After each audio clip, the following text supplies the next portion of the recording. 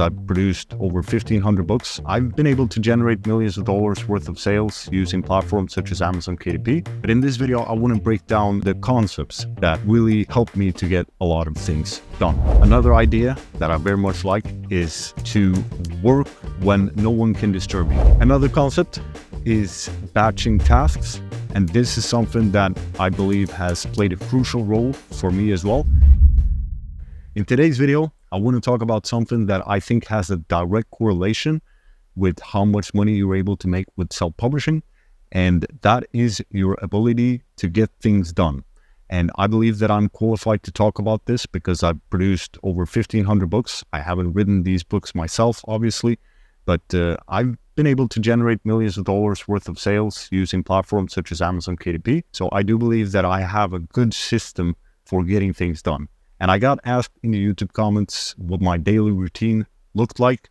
And while I did record it yesterday on Instagram, I will make a highlight. If you're curious, you can go in and check how a normal day would look like for me. But in this video, I want to break down the components or the concepts that really help me to get a lot of things done. So the first thing I want to discuss is planning tomorrow today. Or in my case, I always plan the entire week on Sundays.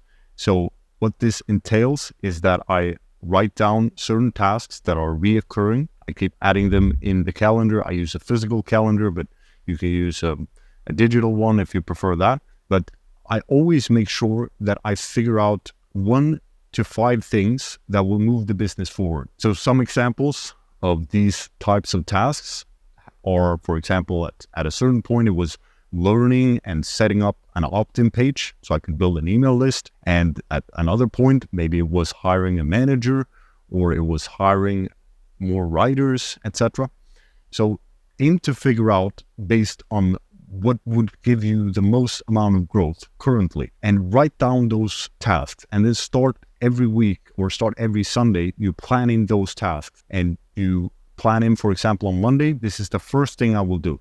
And on Tuesday, this is the first thing I will do. Certain weeks for me, for example, I might have a title creation week. So the entire week, it's only creating book titles. Another week, it might only be researching, for example. And another week, it's more technical topics such as setting up an email list or analyzing certain data that I think would be very useful if I'm able to figure out a strategy, for example. But the reason you want to plan this task the first thing in the morning is because your willpower will deplete during the day normally. And there's a concept called eating the frog by Brian Tracy. So that is where this idea comes from. I don't think I need to go further into it. Try it for yourself. I think you will find that if you start with checking emails or you start with other menial tasks first, then when the time comes around to do this big frog that you usually don't want to do because it's heavier and it doesn't taste good, etc. So that is why I strongly advise you to start today eating the frog. The second concept I want to talk about is focus. So what is focus? I think that if we look at the opposite of focus, then we will be able to answer this question. So the opposite of focus is distraction.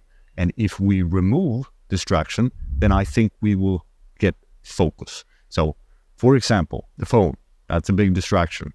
I put the phone on airplane mode when I'm working, or I have the phone in another room, etc. Another idea that I very much like is to work when no one can disturb you. So many times it's been late in the evening for me, or it's been early mornings, which is my preferred way right now. So I'm getting up at 4 a.m., working for 3-4 hours. There's no distractions. No one will knock on the door randomly.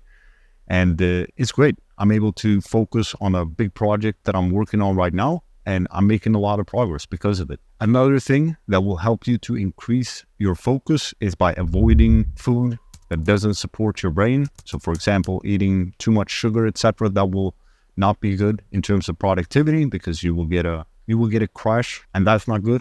So optimize your brain, your health and everything. For example, running, that's great for your brain. It increases brain cells. And that is something that I think can also help you with not only focusing, but also becoming smarter since you're creating brain cells. And The source for this is there's a book called The Happy Pill. It's by a Swedish author. I highly advise you to read it. It's very fascinating. But in essence, they did studies on everything from brain games, etc. But they found that the biggest thing or the best thing for being smarter, in essence, is physical exercise.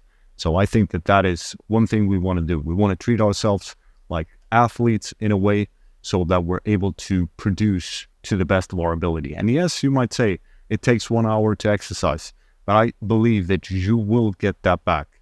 Not only in the long run, for example, in the long run, you will probably live longer, so you'll be able to work more hours in that regard, but also the work, when you are working, you will be much more focused, etc. Another concept is batching tasks. And this is something that I believe has played a crucial role for me as well.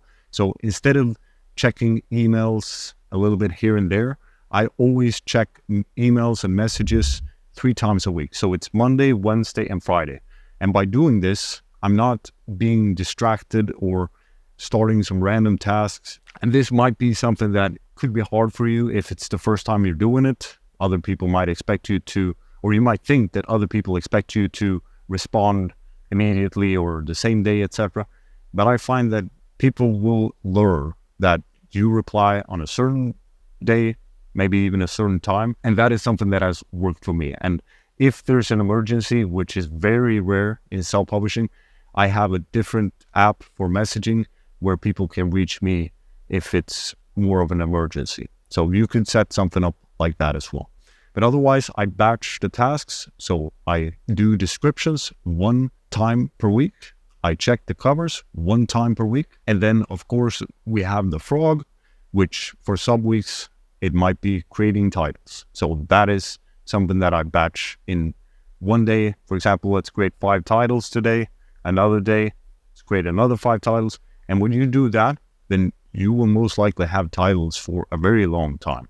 So by completing these tasks, you're able to put them to the side for a very long time. And I think that is something that is very good in terms of being able to focus on these higher leverage activities. I couldn't imagine working and then one day I'm going to create 1 title and then I'm going to select 1 book cover. I'm going to check Amazon ads and then I'm going to check emails and I'm going to do all these tasks in one day. And then the next day I'm going to do the same thing. I wouldn't want to work like that. And I don't think that's the most efficient way. So I always tell my team members to work in the same way. And that is something that I advise you to do. Have them use these principles as well. For example, eating the frog. Tell them that the first thing in the morning when your brain power is the best, your willpower is the best, work on this task because that is what will really help us. So if you have a manager, maybe you need to help that person prioritize the tasks, but otherwise teach them these principles because the more productive your team is, the more productive your business will be as well. And another concept is, of course, the concept of removing tasks that are unnecessary, delegating and automating. So removing tasks, it's about the 80-20 rules. Maybe you're focusing on something that is not producing a lot of results. So for example, for me, it was sometimes I was working on a social media platform and I wasn't seeing any results from it. So it can be worth testing things like that. But at some point, I think we need to admit that this task that I'm doing, it's not worth it.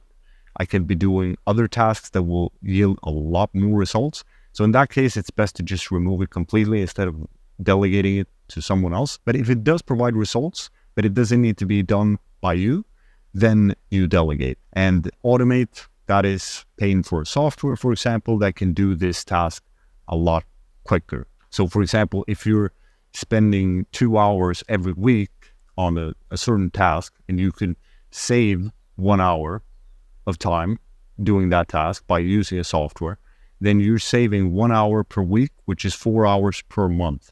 And let's say the subscription is $30 a month for that software, then you're valuing your time at less than $10 an hour if you're continuing to do this task that the software could help you save at least 4 hours. So that is something that you want to think about as well when you're delegating and automating. What is your time worth? and then how much time will I save by either delegating or automating. So hopefully you found this video helpful. If you did, hit the like button, comment down below, let me know if a certain method resonated with you and if you're applying anything that I talked about in this video. And thanks for watching. See you in the next video.